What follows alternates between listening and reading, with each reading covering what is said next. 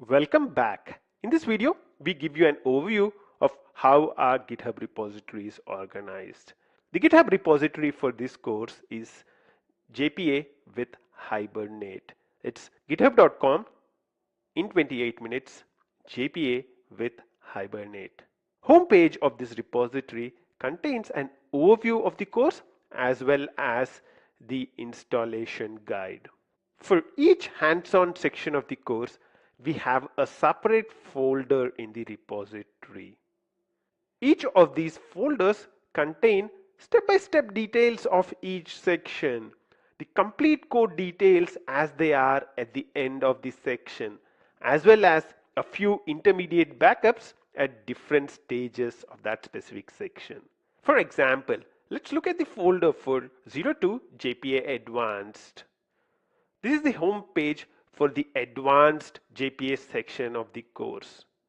As you can see, this page contains step-by-step details. What are we going to do in each of these steps? The complete code example as it is at the end of this section.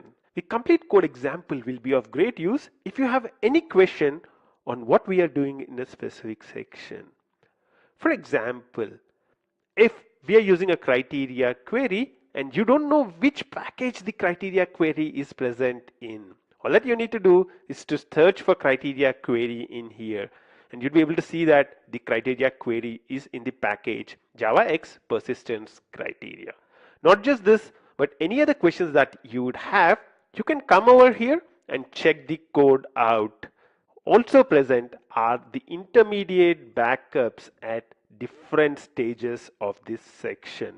You'd see that there are more than 40 intermediate backups which are present for this specific section.